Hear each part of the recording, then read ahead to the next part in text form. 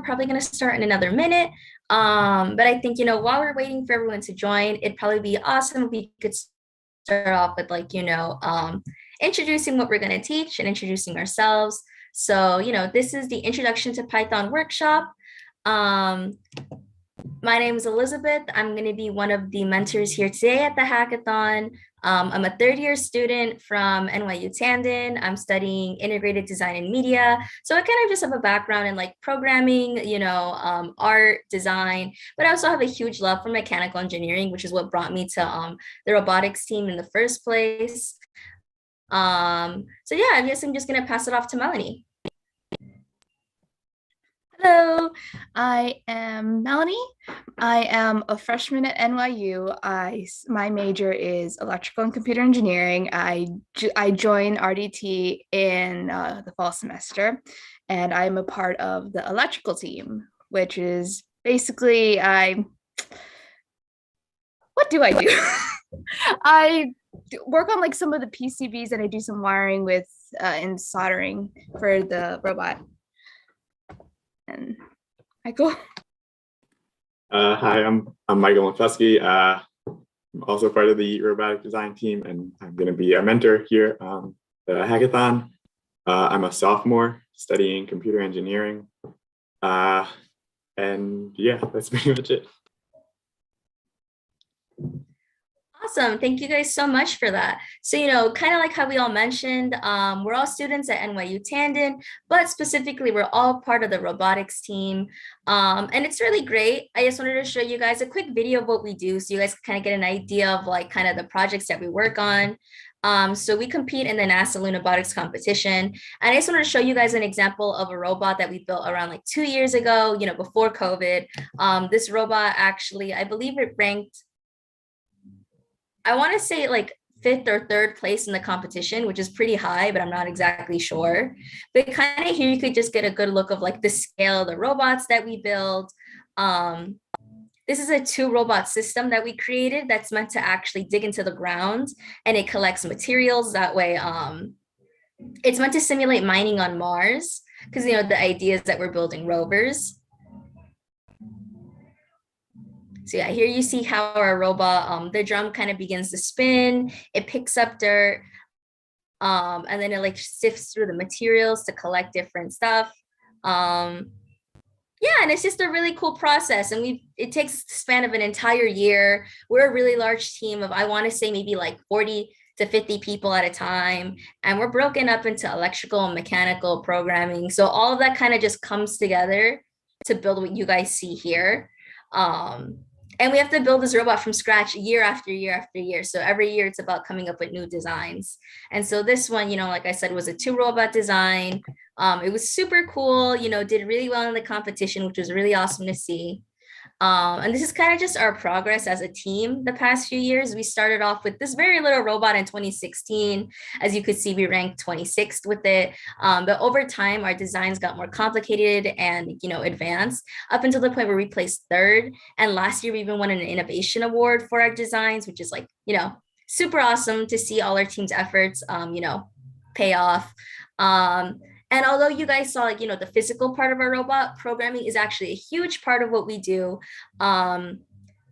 With programming, we're able to make our robot come to life. And we actually have an autonomous mode in our robot, which means that using solely code, it's able to actually like move on its own and like perform its own functions. And that's actually another huge part of the competition. So that's just kind of diving into like how important programming is and how much it like, has an impact in the STEM field in engineering.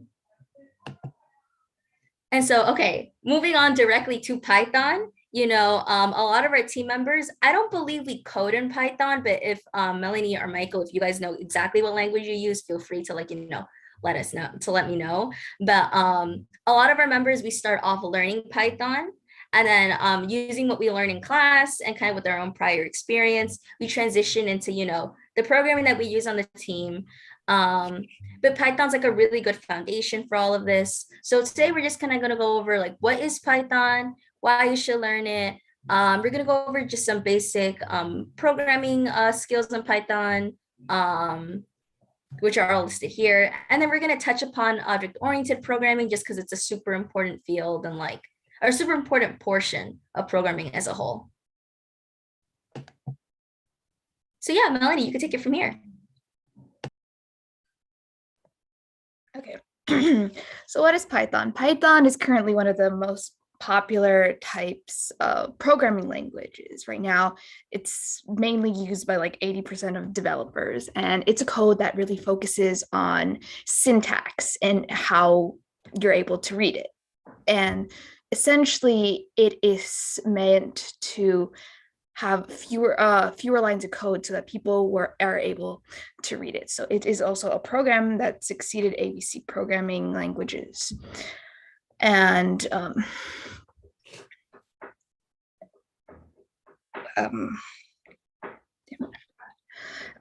well, fun fact, it was developed by Guido van Rossum, right? He was inspired by the name to what happened to the slides?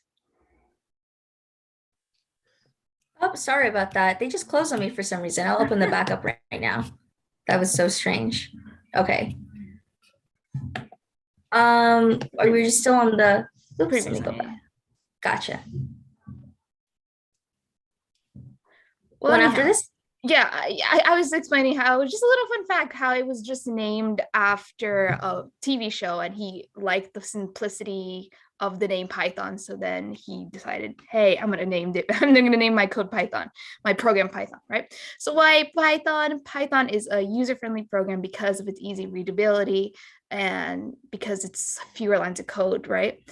That is being used in this programming. So it also advances productivity because you're able to reuse sets of code in this thing called it in methods or class, which is getting too much later of what the essence of Python is. So Python is used for backend web development and desktop applications, as well as developing scripting and software testing, right? Because it's so easy to use, so that you're able to quickly modify certain components without having to rewrite the whole code, right? So it's also used by Google, Quora, IBM, Qualcomm, and Dropbox.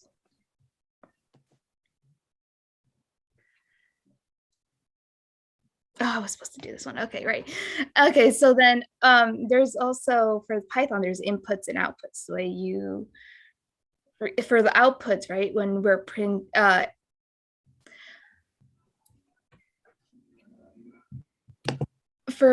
wait, I'm thinking of return. Sorry, I've been learning data structure, so it's like I'm sort of confusing what was the basic Python's in now. So in order to show an output of what you're coding, essentially, you could use a print function. Print function, basically, you could print out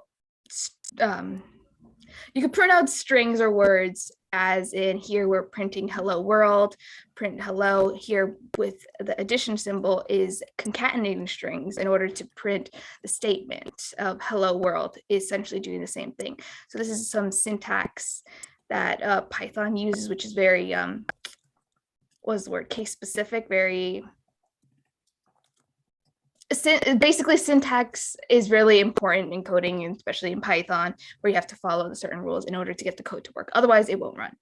So here the comma also does the same thing as the addition symbol, which is concatenation. And it's programmed so that when you're concatenating, it counts for the space in between the words. So you don't have to create a string and add a space in between each thing. So it just does that on its own. So then with like input, you have a variable, and you are essentially, what input does is that you have the code ask basically the console to type something, and that will instantiate that variable. So here we have so when you run the code, right, what input would do, it would essentially print out to the console whatever is in the string. Like here it says enter your name, and then it would wait until for some input from the user with like the keyboard and things. In this case, it would be the keyboard. You're typing something to be put into the variable name, which could then be printed out using a print function. And Oh, should I click on the string user input reference? yeah. Gotcha. Let me know. I think you guys should be able to see this still. Yeah. It's loading. Okay. Should I run it? Yes.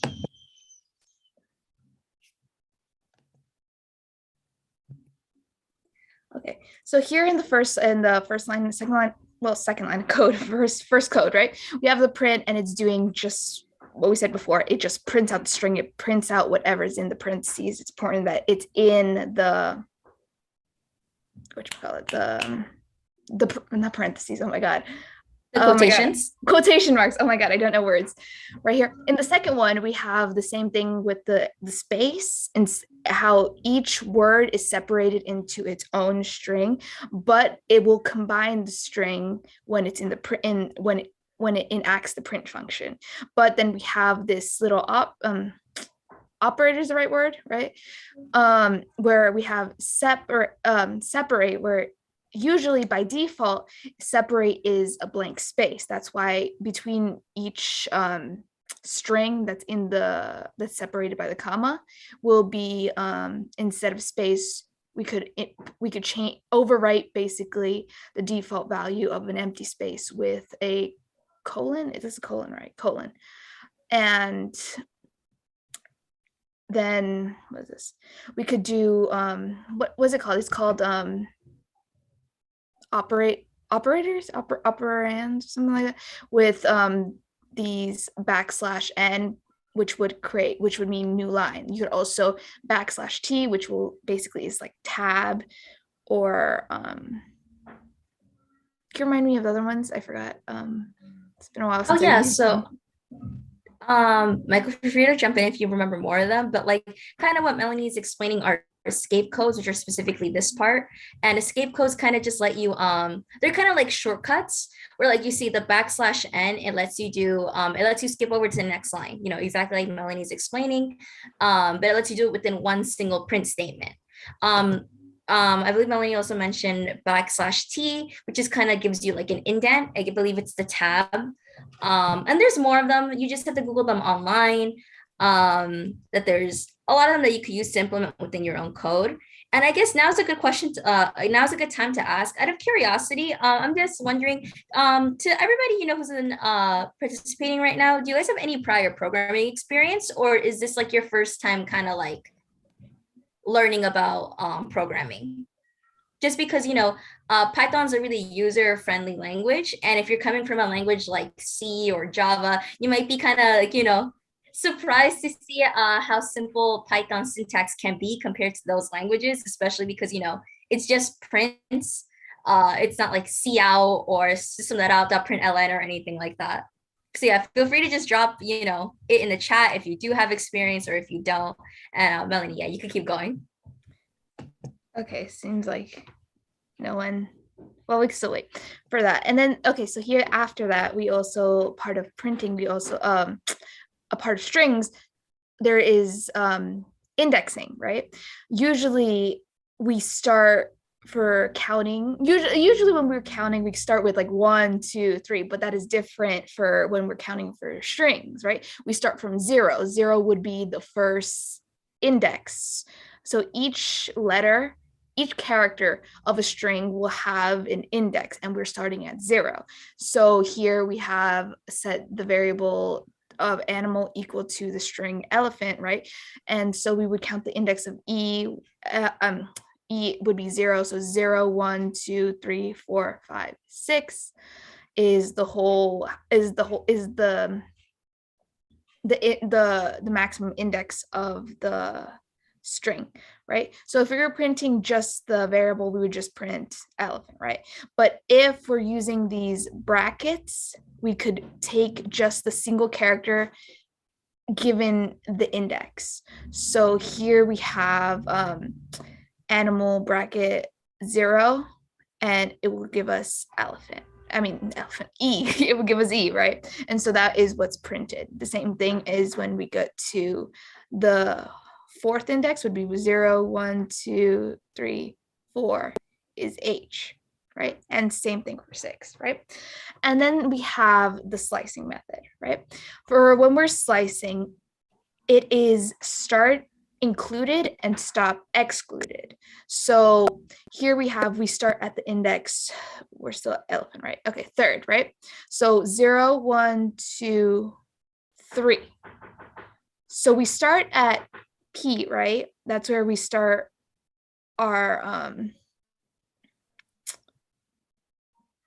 start taking the rest of the string. So everything before that we're like ignoring. And so because stop is left blank, we're taking everything else that's part of the string. So that's why we only get fant. So here in the second one, basically step by default, it's 1, right? I'm pretty sure it's 1. So that it goes 1, 2, like it basically goes through the whole string without any like gaps. So it's like E, L, E, P, A, A. Wait, I can't spell. I can't spell. Oh my God. So basically, because it's a -1, it will read it backwards, starting from the last index 6 instead of the index 0.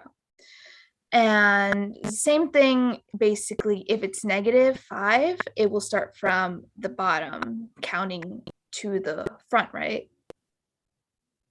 Yeah. And so here we have also string method. String comes with a couple of methods.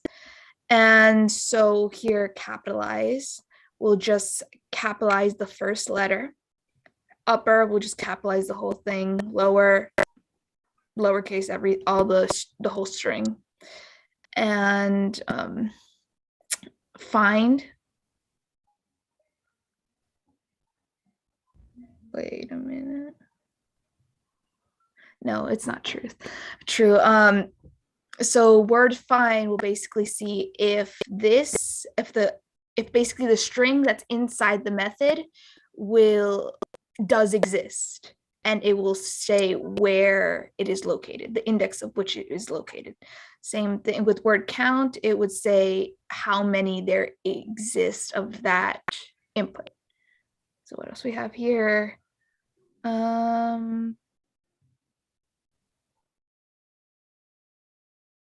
Wait, what is this? Oh, we have here, I believe the last part that you have to go over still is just the input itself. Oh, this is inputting. Okay, so I can't really get the code because I'm not sharing it, but like because you're sharing it, could you go over that one with the input to type it out? Oh yeah, of course.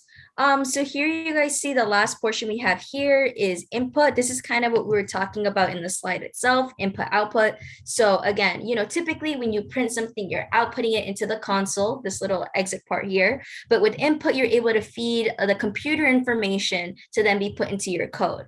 So for example, using the input function, we write a sentence that we want to ask. So within the input, we ask, this is an example of user input, enter your name. So it's printed out here and the user could put in their name. So I'll just put in mine really quick. And so the computer then takes that information, it saves it into a variable. As you could see here, our variable is named name. And then within the following print function, we have, we're printing out the word hello with our name, the name variable with the capitalized function that we mentioned up here. So what gets returned is hello, Elizabeth, with an exclamation point. And so just essentially what that is, again, is you feeding your computer information based on what you input into the computer.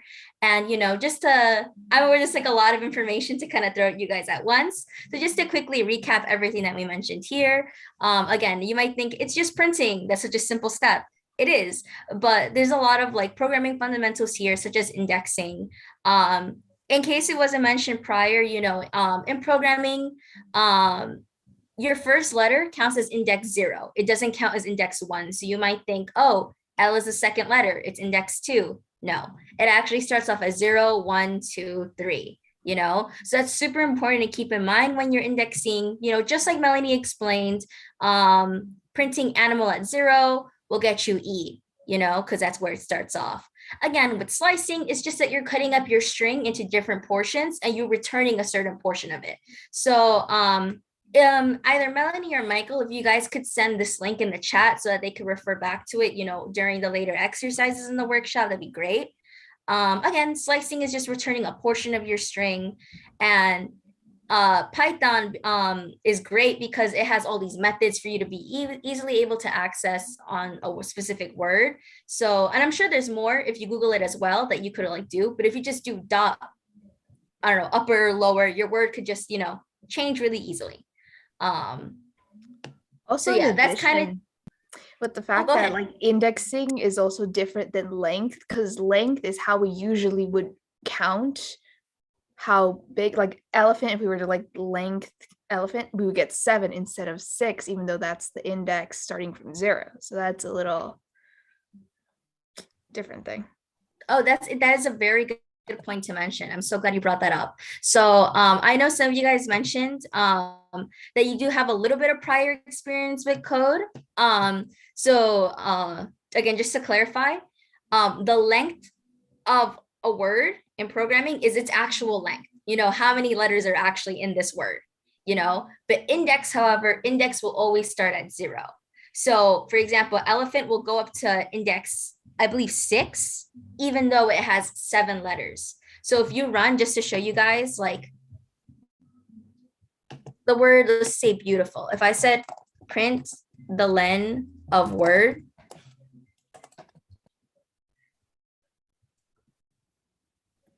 it'll return the number 9, even though it only goes up to index 8. So I'm super glad you brought that up, Melanie, because that is really important to make that distinction. Let's go to variables now.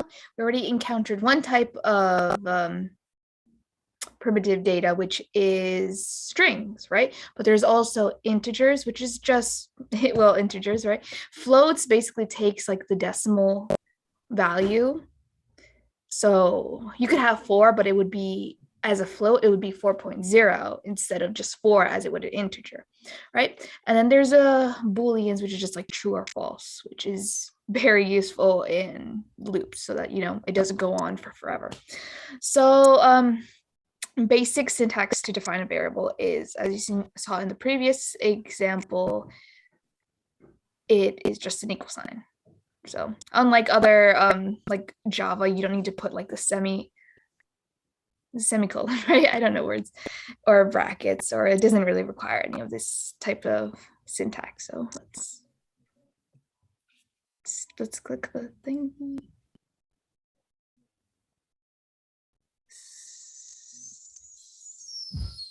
What does it do? Okay, so let's run that first. Oh yeah, it printed. Yeah, okay. So first we have a variable name. We set it to a string. Age, we set it to an integer, and favorite subject to a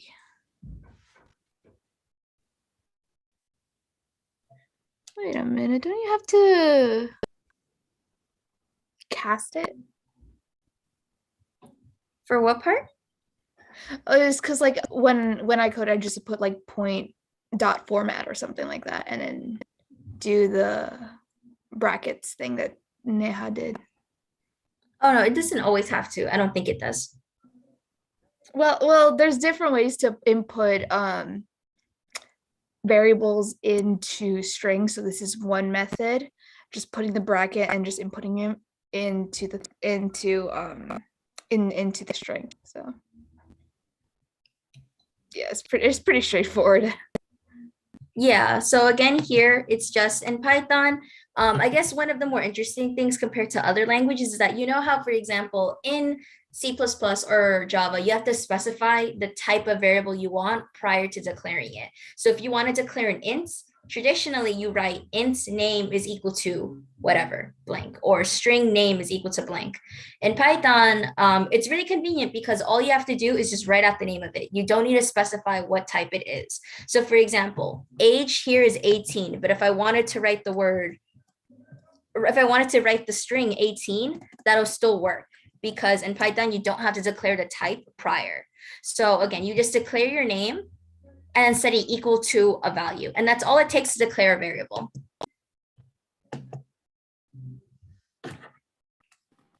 Okay, so to do math in Python, it is very similar to other languages for the most part. So you get your basic plus, minus, multiply, division, and integer division, and mod. Python also, you can exponentiate without having to import anything. You could just do it right in your IDE using two asterisks. Also, I mean, Python uses PEMDAS. So if you write in something, it's going to give you the correct answer based on the actual way you would do math, not just like in the exact order that you gave it in. So parentheses come first, then exponents, the rest of PEMDAS. So now we have a short activity where you have to create a program that asks a user for 5 test grades and print out the average of those grades. So if you guys would like to do that, we could have about 2 minutes, and then we could see what you guys can do. Oh yeah, and just a recommendation. So the program, the IDE that we've been using is called Idle. It's a free online IDE. So if you guys just want to use that to write your answers. Replit, Elizabeth. Oh, Replit. I'm so sorry. I know you say Idle because that's what we use in class. It's Replit. I use so you gotta use that. Or Python. Yeah, there's a lot of different IDEs with Python. So just, if you guys want to write out your answer and share your result in the code when you're done, or in the chat when you're done. Yeah. I think we might give you guys until like 2:03. Because it's just a short activity, but still, just give it a try. Just get used to the Python syntax above all else.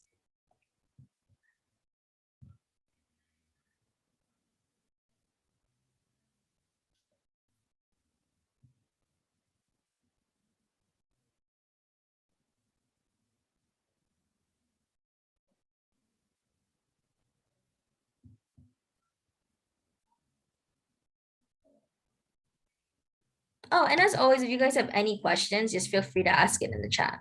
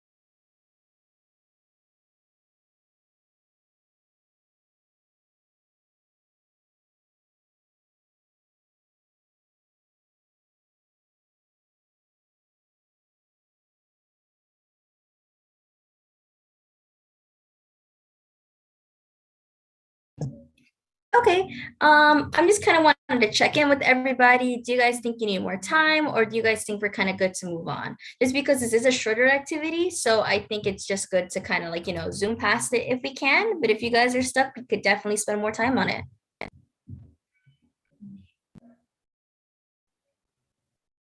Awesome. Great. Okay.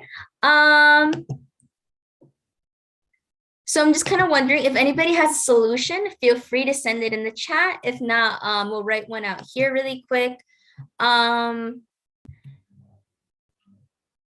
Here, give me 1 second. I'm going to stop sharing the presentation just for a moment.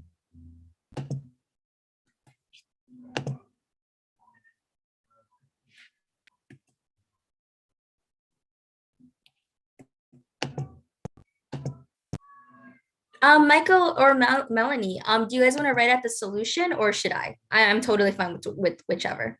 I was writing a solution like right now. I was just making it like formatted it like with the writing. Give me a second. Oh, awesome. Yeah, feel free to share your screen when you have that up.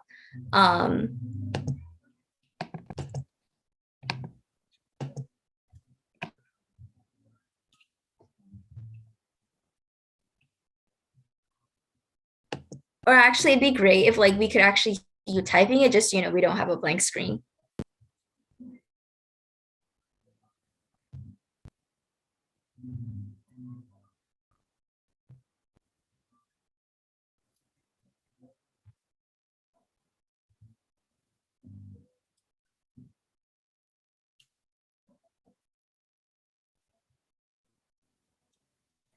I didn't realize it was muted. You can see my screen? Yeah. Okay. So probably explain it. I'm writing the 5 different variables, right? Each have their own input, prompting the user for which test grade, right? Test grade 1, test grade 2, test grade 3, right? And wait, we're not allowed to use returns yet, right? No. No. Damn it. Okay, wait. Damn it, I'm so used to, I forgot how to do it like this.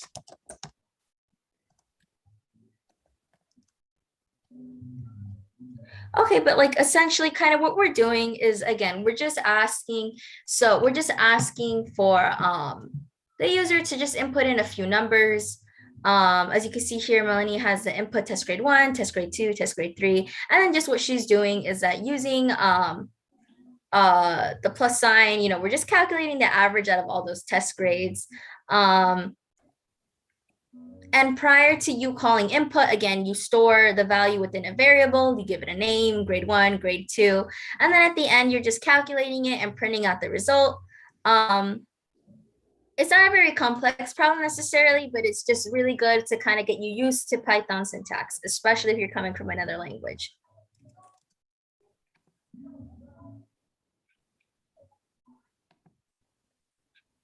Oh, wait, it's already running. I didn't realize that.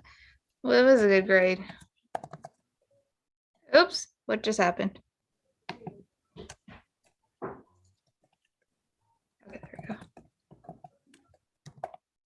So yeah, as you can see, it's just a matter of inputting the grades Oops, what'd I do?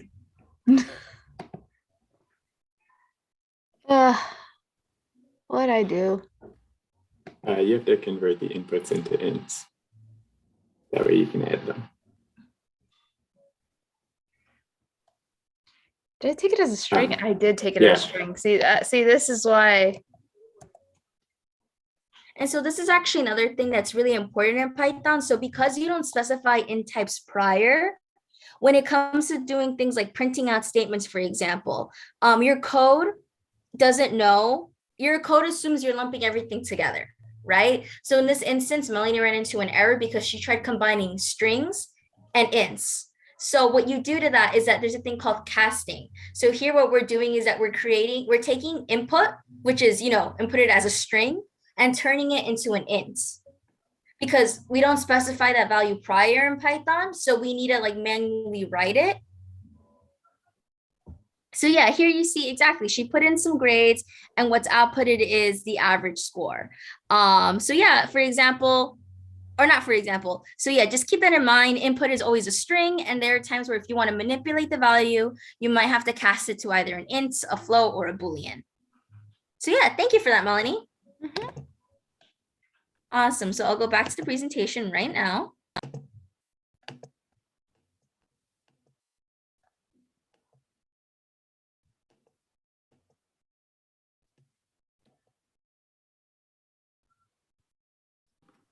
All right, so loops. Just like most programming languages, you have for loops and you have while loops. For loops are used for sequential traversals, and you can do that over a range of numbers. And a while loop continues to execute until the given condition is satisfied.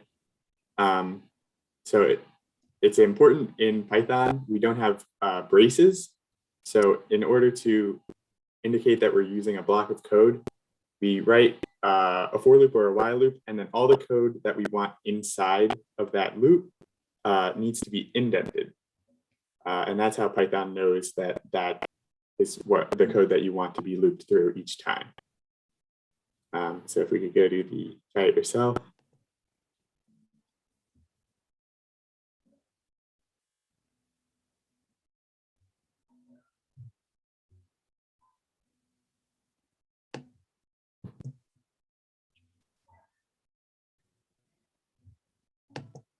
How do I get it to show the code itself?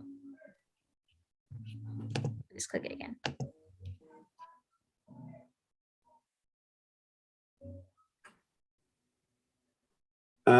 Okay, yeah, so here, if we go through this first for loop, we're starting off with a list of pets. So there's cat, dog, bunny, snake, fish, and hamster. So now we're looping through this list. And so this is an example of a ranged for loop, which is a little confusing because you don't use the word range in this one. But that means that each time that it iterates, pet is going to be equal to the item that's actually in the list. So when we print out cat, and then we print out dog. And we keep looping through. And then at the end, we go to the next line. And now we have another for loop, which is more of a traditional for loop where we are iterating through numbers.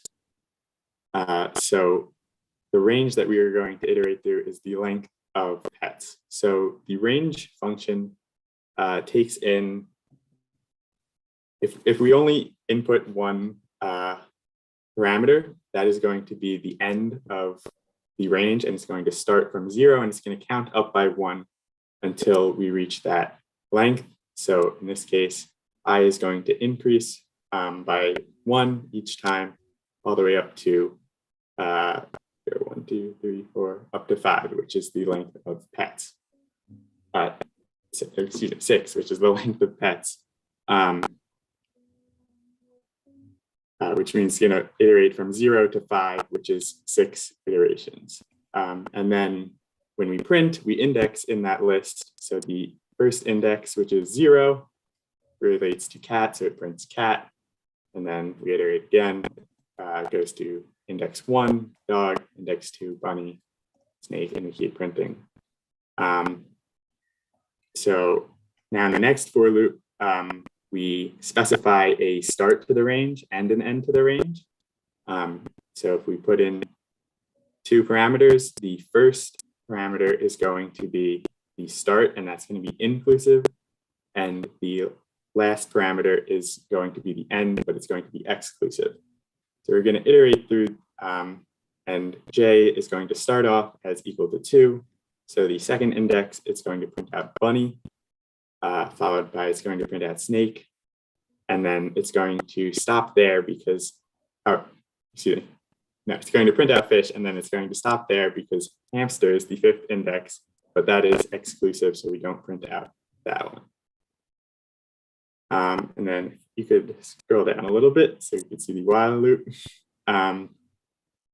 So this while loop, for example, is going until I is, it continues going while I is less than length of pets. So if for some reason I ever becomes greater than pets, we're going to exit the while loop. And in this example, we have I starting out at 0, and it's going to increase 1 every single time the while loop runs. So it is going to run, it's going to do something very similar to the previous for loops. So we start off with 0 and we print the 0th index. I believe it was cat. And then we're going to keep doing that until I is equal to or greater than the length of pets, which will happen when we have printed out everything in the list. I think that's enough loops to go through. I don't think we need to go through the rest of them. But For sure. So again, just to kind of recap that that section, Mike, we did a great explanation of it. So again, for loops are when you kind of like have a set value of like what you want to iterate. For example, we have this list of pets, which is just like a group of strings, So we know we want to iterate through this list of pets. That is a set length. But with while loops, in case you guys just didn't know, while loops are when you don't exactly know when you want your program to stop. You want it to reach a certain value or a certain goal, but you just don't know how long that's going to take. So here you see these two will produce the same result because ultimately we are cycling through pets still, but while loops are a bit unpredictable. You need to be careful with them because if you don't specify a break value, in this case, the break value being when I is less than length, and here you're adding the +1, your while loop will go on forever. And that'll totally mess with your program. It'll cause your computer to do all this funky stuff. So always make sure that your while loops are ending somewhere. And for your for loops, again, it's step by step. Is just doing whatever you want the program to do for each value within a certain range.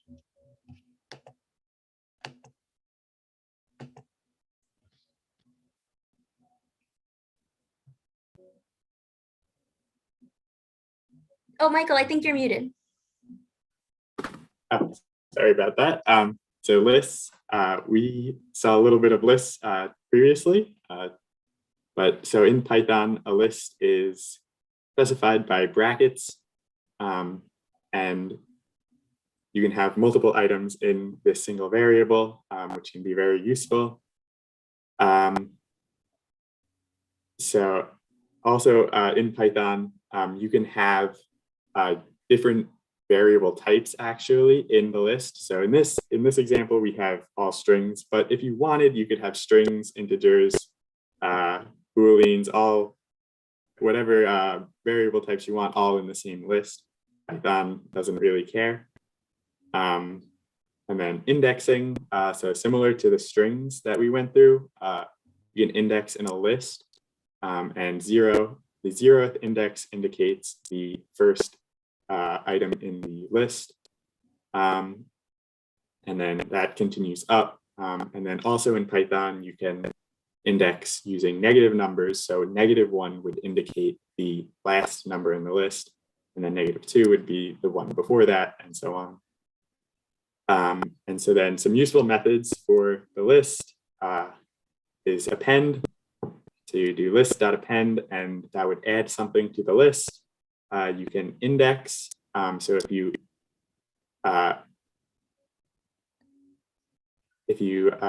input a value into index, it will tell you what index that value is located at in the list. You use list.pop, it will remove the last item in the list and return that value. But if you input a parameter into list.pop, it will pop the index at which you have specified. So whatever item is at that index will get removed from the list. And then list.counter counts how many times an item occurs in the list. So if you have, say, the number 1 written 3 times throughout the list, it'll count those all up and it'll return 3. And then Python has a built-in function called length, where if you use the length and you input a list as a parameter, it will return the number of items in that list.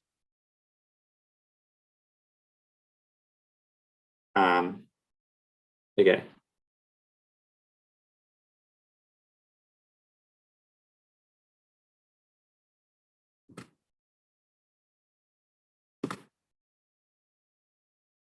So you can see this example. We start off with an empty list, which is indicated by the brackets, and then we append all of these strings. And now we want to print the list. So we iterate, we use a loop that iterates through the list, and we print it out. And then we also have a print function which prints out the length of the list. And yeah, that's pretty much it. It's fairly simple. Yeah, lists are super convenient. Yeah. Because I think one of the biggest advantages that lists have over arrays is that, like, again, you guys have prior programming experience from different languages. When you declare an array, you declare the length that it has to be initially. So you have to declare an array of, let's just say, 5 ints or or length of 5. Here with lists, they're able to kind of be manipulated even after they're, like, first declared. So, like, again, here it doesn't have a set length, but we just could keep appending values on top of that, and you could keep going and going and going. There's no limit as to how many values we can add to this. And then again, there are lots of more methods online as to what you could do with lists, which are really good to look into, but these are definitely like the basic ones that kind of give you like a good like start into like working with lists. So yeah, for this one, for our next activity, we kind of wanted to challenge you guys to create your own shopping cart program. Ask the user for the name of an item and its price. And then the program should be able to output how many items are in their shopping cart and the total price of all the items. For the sake of time, I say let's take around 5 minutes for it. So around 2:25, let's kind of bring it back and see if you guys have any solutions. I know it's not a whole lot of time, but I definitely think it's good, again, to just be practicing the skills that we mentioned already. And Michael and Melanie, can you guys link all of the, actually, do you guys just want to link the presentation itself within the chat? That way, like, students can refer to it back as they want. Yep, I think that would be better. Awesome. Just make sure you send the link where it's just to view.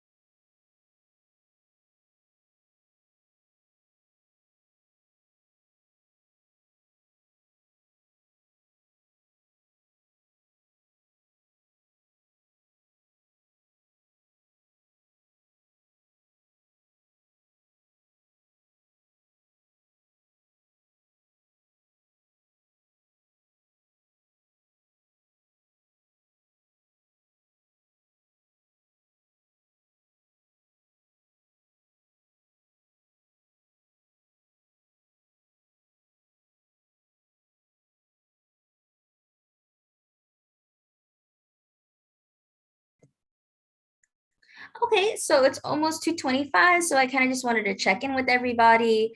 Um, Hopefully you guys kind of started getting a solution going through. I'm gonna start putting it on screen that way we could quickly look at it. So again, if you got an answer, feel free to put it in the chat or let us know exactly what part you got stuck on. But here's kind of the solution for how we would tackle this. So basically, we have our code here, which we're declaring two lists, one for products, one for prices. And then we're doing a while loop that while our program isn't complete, we have a Boolean that we declared here. We're inputting the names of our products, including the price, and then we're appending those to their respective lists.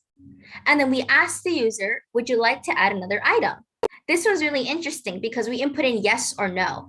And basically in our if statement, we have it where if we type in Y, our program will be false. Our program will continue running. We'll be able to add more items. But if we type in N, our program is going to be true and it's no longer going to run. And then we have our total price. And then we're looping through the list of prices that we declared up here and just adding up all the prices and printing out the value. So for example, let's just type in banana and let's just say bananas are $1. And would I like to add another item? Yeah. Let's just say apples. And let's say apples are $2. And I want to end my program now. So in return, it'll tell me that I have 2 items in my cart and that in total they're $3. So, this is a really cool way of working with user input because the user actually gets to directly influence the code through the yes or no function. So that's kind of how we could approach this problem in specific. And due to time, we're not going to get to finish the entire presentation, which again, we're going to link in the chat for you guys. I'll quickly go over dictionaries and functions since those are, pretty staple fundamentals in programming. So kind of just to start off with that, dictionaries are values that we use to store data dictionaries are used to store data values and keys. So for example, we're storing 2 pairs of values at once. So here we have our key and a value. So here's kind of the syntax that we would use to declare a dictionary. You see that unlike a list that uses the hard brackets, dictionaries use a curly bracket. So we say my dictionary is equal to curly bracket key 1, value 1. You could almost think of the key as like a name or like identifier that you want to give your value. So for example, test 1, value 1, test 2, value 2, just to give an example. And then within the dictionary, the way that you access the value, you can't access the value directly. You have to access it through your key. That's where the important part comes in. Because unlike a list where you just, directly look for whatever values in there, you have to do it through the dictionary. Through the key value of, your value. And duplicate keys aren't allowed. So you can't have 2 key 1s. You can't have 2 key 2s. And just to kind of show you what this looks like in code again, we're declaring an empty dictionary. And then and here is where we're actually putting in the values. So here's your key. And here's your value, 1. And same with banana. And in between, we have this, this colon that kind of differentiates key from value. And then again, we're adding more values here. And to access them, you have to say you want to print out apple or you want to find the value of apple. You can't say where is 1. So that's just kind of the differences between dictionaries and lists.